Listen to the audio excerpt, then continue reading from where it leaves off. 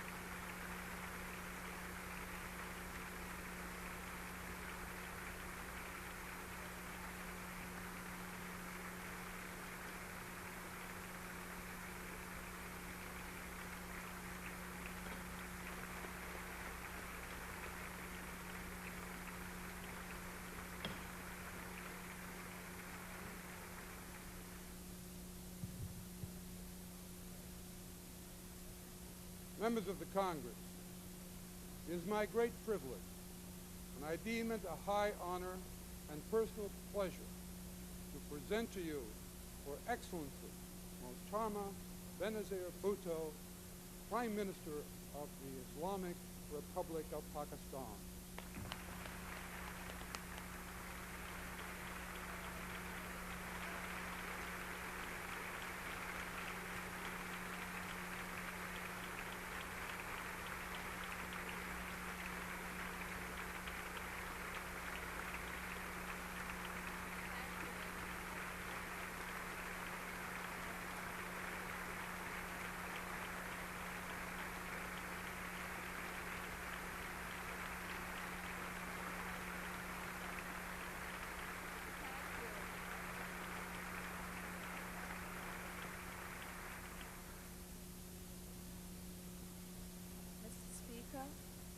On behalf of myself and my delegation in this hall, permit me to extend my warmest congratulations to you on the assumption of your high office. Mr. President, distinguished members of the Congress, Assalamu alaikum, peace be with you. We gather together, friends and partners who have fought side by side for liberty. We gather together to celebrate freedom, to celebrate democracy, to celebrate the three most beautiful words in the English language: we the people.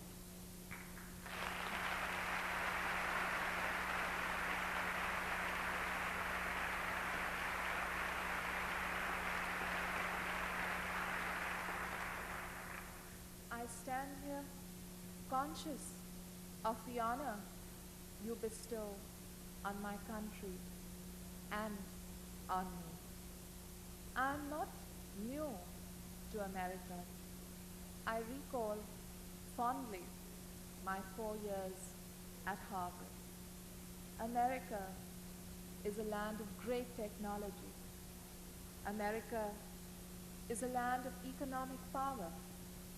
Your products are sent all over the world, a tribute to the creativity and productivity of your people. But your greatest export is not material. Your greatest export is not a product. Your greatest export is an idea. America's greatest contribution to the world is its concept of democracy, its concept of freedom, freedom of action, freedom of speech, and freedom of thought.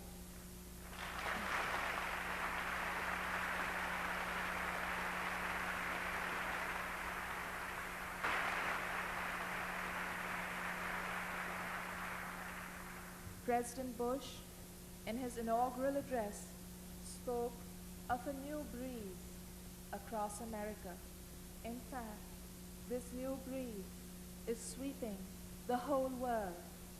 In Afghanistan, the people have freed their country of foreign occupation. In South America, the generals are returning to their barracks and the people to the halls of government. In the Orient, the old order is changing and the demands growing. Glasnost and perestroika are shaking the East Bloc, the ultimate tribute to the strength of freedom, to the desire of people, wherever they live, to control their own destiny. And it is the words of Lincoln that are quoted: a government of the people, by the people, for the people.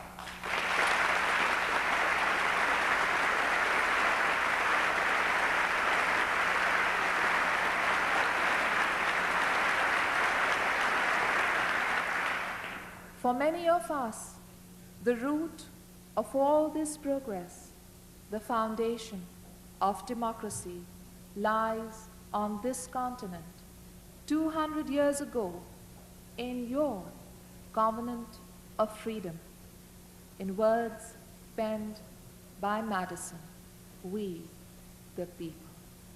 My presence before you is a testament to the force of freedom and democracy in Pakistan. Throughout 1988, the call for democratic change in Pakistan grew louder. After a decade of repression, the wave of freedom surged in Pakistan. On November 16th, the people of Pakistan participated in the first party-based election in 11 years. The Pakistan People's Party won a convincing victory, showing wide national support all across the 4 provinces of our great country. Democracy had at last returned to Pakistan.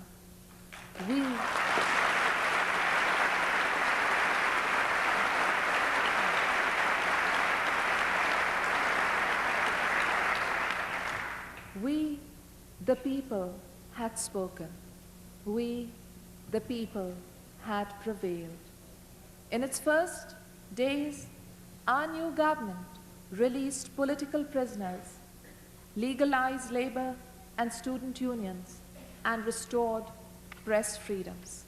We signaled our right of recognition to the role of the opposition in a democratic society, giving them free and regular access to the state media for the first time in our history. We set as our focus reconciliation, not retribution. Some claimed to fear revenge, revenge against the murderers and the torturers, revenge against those who subverted constitutional law. But, ladies and gentlemen, there was no revenge for them.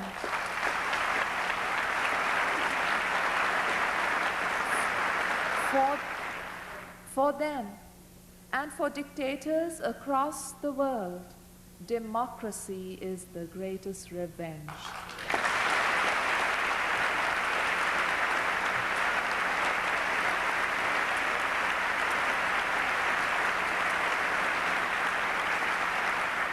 For us, the election was the end to an unspeakable ordeal. A democratic government was overthrown in a military coup, and for 11 years, dictatorship ruled our nation. Political parties were banned, political expression prohibited, there was no freedom of press. The Constitution was suspended and amended into virtual non-existence. Women were subjugated and laws written specifically to discriminate against them. Political opponents were imprisoned, tortured, and hanged. It was the luckier ones who went into exile. Our struggle was driven by faith in our people's ability to resist, faith in our religion, Islam, which teaches us that tyranny cannot endure. Tyranny cannot endure.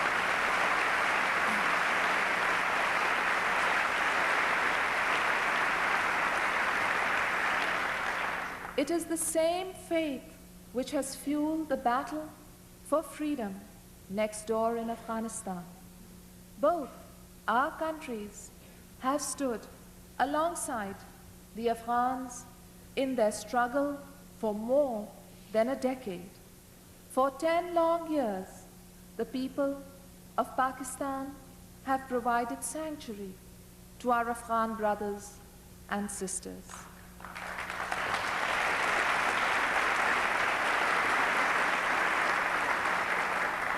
We have nurtured and sustained their families. More than 3 million refugees are on our soil. Still more are coming, fleeing the bloodshed, and we have welcomed them, housed them, and fed them.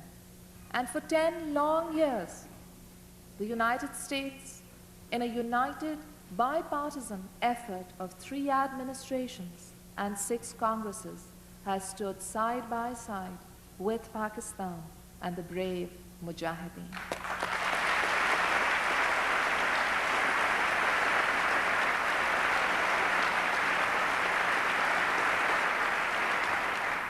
We both deserve to be proud of that effort, but that effort did not come without a price.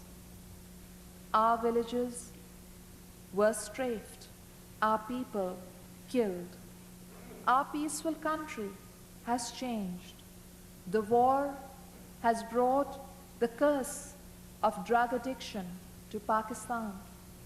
Over 1 million heroin addicts to a land that never before knew it. Our forests have been depleted, yet our commitment to pay the price for freedom has not been shaken.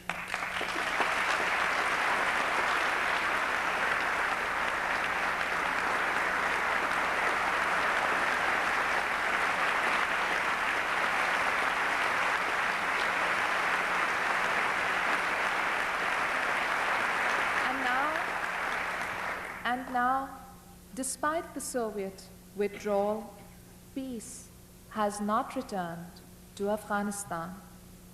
Even now, the Soviet government is giving full backing to the Kabul regime's efforts to cling to power.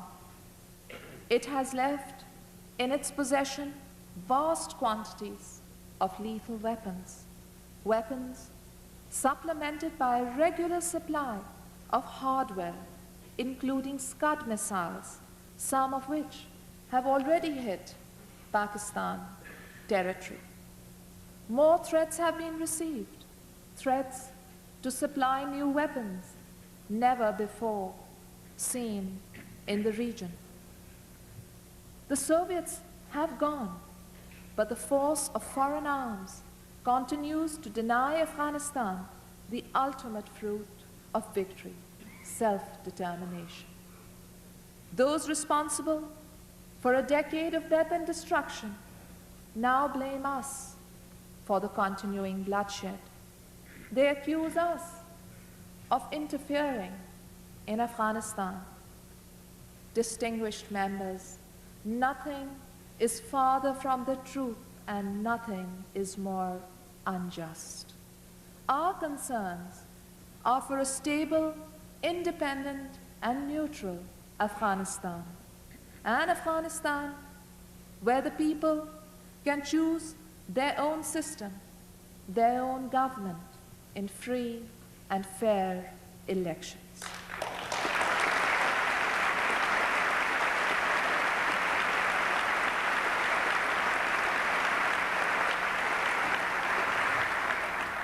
We in Pakistan would like to see the refugees return home in peace and dignity. Unfortunately, the conflict is not over. It has entered its closing stage, a stage often the most difficult and most complex. Distinguished friends, Pakistan and the United States have traveled a long road with the Afghans in their quest for self-determination. Let us not, at this stage, out of impatience or fatigue, become indifferent. We cannot, we must not abandon their cause.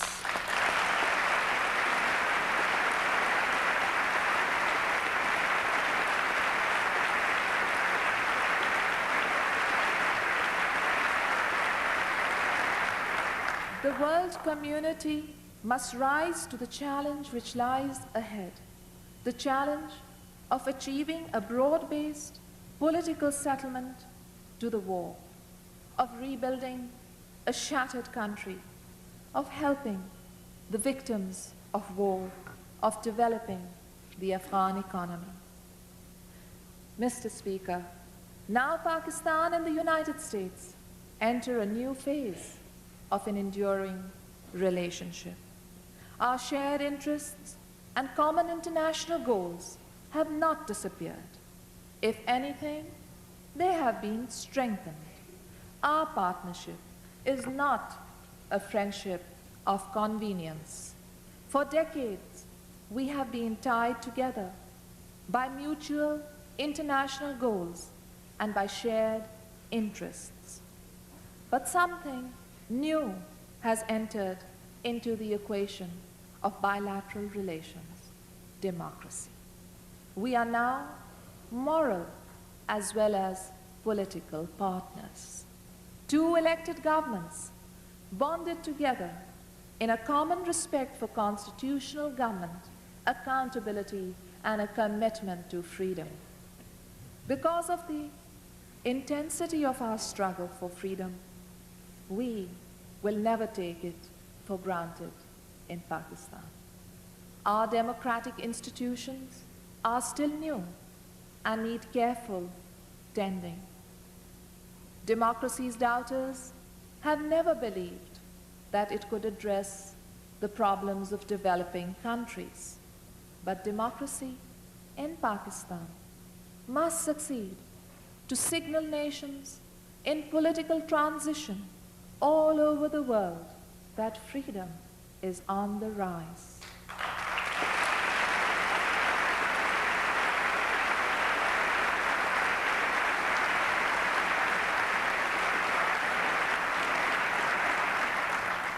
This is the time in Pakistan when democracy's friends must come forward. We need the time and the resources to build a truly strong constitutional government.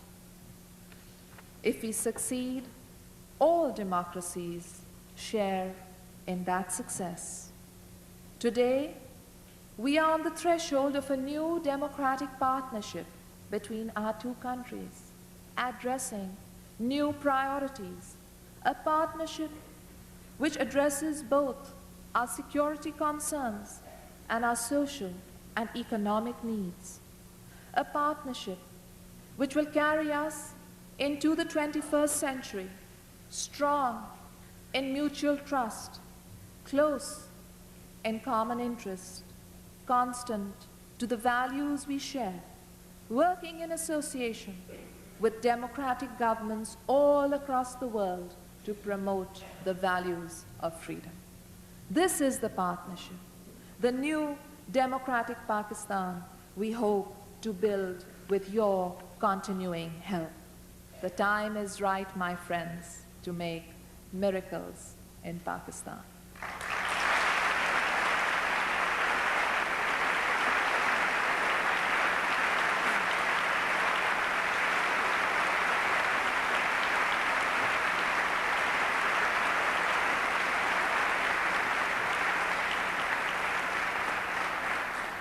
The dictatorship of the past has given way to the forces of the future.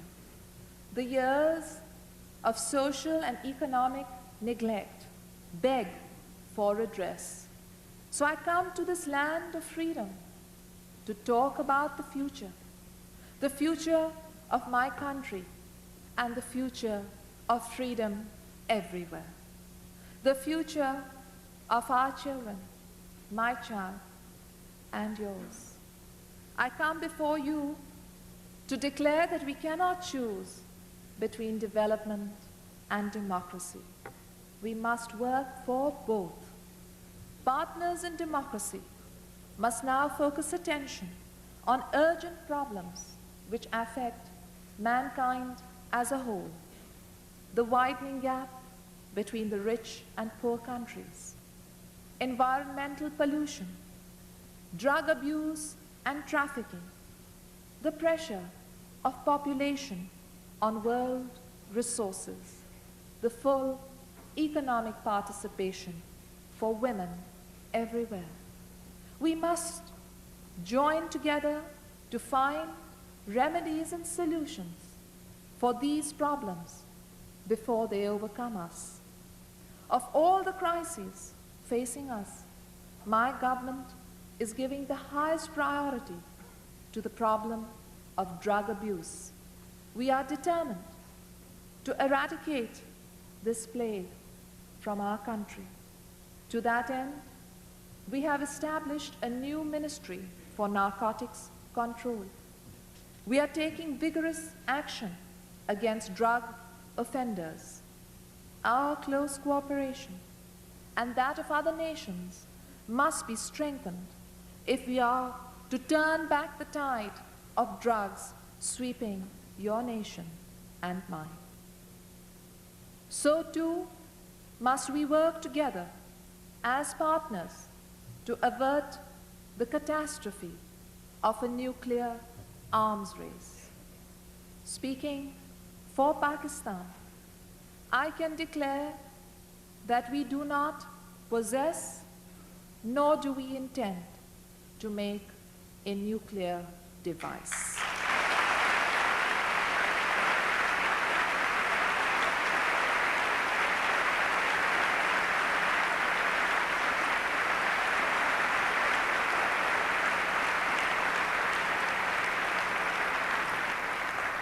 That is our policy. We are committed to a regional approach to the nuclear problem, and we remain ready to accept any safeguards, inspections, and verifications that are applied on a non-discriminatory regional basis. Pakistan has long advocated the creation of a nuclear weapon-free zone in the region. A first step in that direction could be a nuclear test ban agreement between Pakistan and its neighbors in South Asia. We are prepared for any negotiation to prevent the proliferation of nuclear weapons in our region. We will not provoke a nuclear arms race in the subcontinent.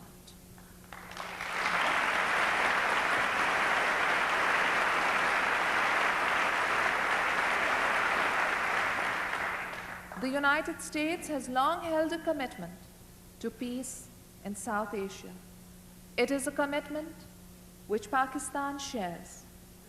It is in this spirit of peace, of regional cooperation, and bilateral partnership that I come before you today. This, then, must be our agenda: democracy and development, security and international cooperation. The people of Pakistan appreciate the assistance you have given us, the assistance which you continue to give us.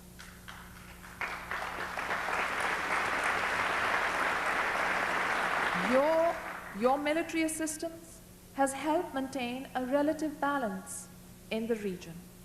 It has contributed to Pakistan's sense of security. It has strengthened the peace and stability of the South Asian region. Mr. Speaker, everywhere the sun is setting on the day of the dictator. In Pakistan, when the moment came, the transition was peaceful. The whole nation, farmers, workers, the soldiers and civilians, men and women, together heralded the return of democracy. The people have taken power in their hands, but our work has just begun. My friends, freedom is not an end. Freedom is a beginning. And in Pakistan, at long last, we are ready to begin. Our two countries stood together in the last decade to support the fight of the Afghan people for freedom. Let us stand together now as the people of Pakistan strive to give meaning to their newfound freedom. Come with us towards a tomorrow better than all the yesterdays we knew. History, the rush of events, perhaps even destiny, have brought me here today. I am proud to be the elected Prime Minister of Pakistan in this critical time. It is an awesome obligation, but in the words of John Fitzgerald Kennedy, I do not shrink from this responsibility. I welcome it.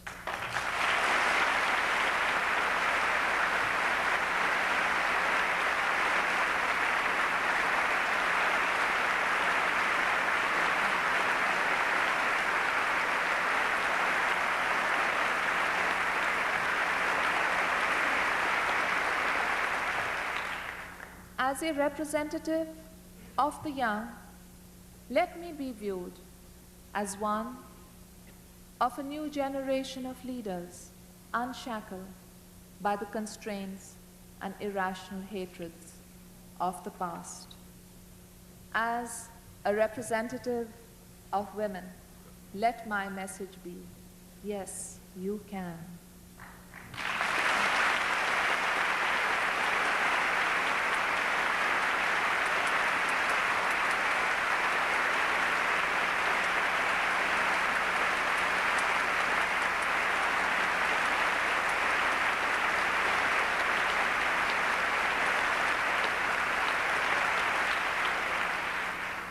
And as a believer of Islam in this august chamber, let my message be about a compassionate and tolerant religion, teaching hard work and family values under a merciful God. For that is the Islam I know, and that is the Islam we must all come to understand.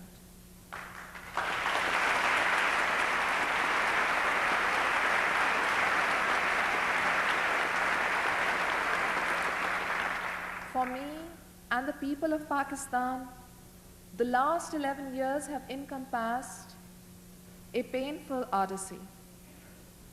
My countrymen and I did not see our loved ones die or tortured or lashed or languished in solitary confinement, deprived of basic human rights in order that others might again suffer such indignities.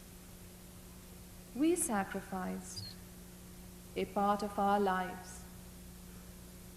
We bore the pain of confronting tyranny to build a just society.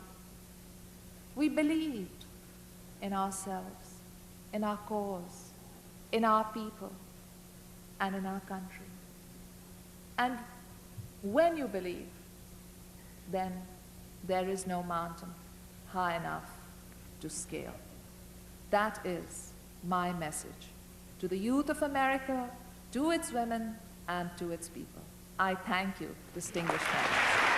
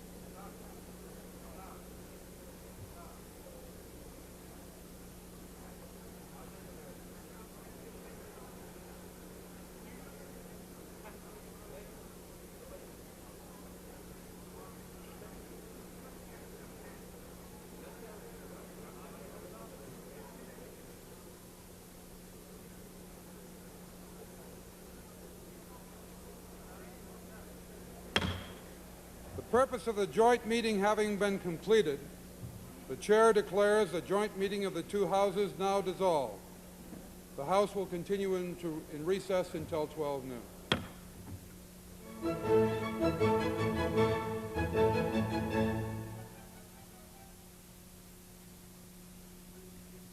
That concludes the remarks of Pakistan Prime Minister Benazir Bhutto before a joint meeting of Congress. Tune to our schedule update tonight at 8 p.m. Eastern, 5 Pacific Time for information on when this program will re-air again on the overnight schedule. The House is now in a call of the chair recess. Members are scheduled to reconvene again at approximately noon Eastern Time, 9 Pacific. In the meantime, we bring you the remarks of Senator Patrick Leahy and Representative Kiki de la Garza. They were at this morning's breakfast meeting of women involved in farm economics.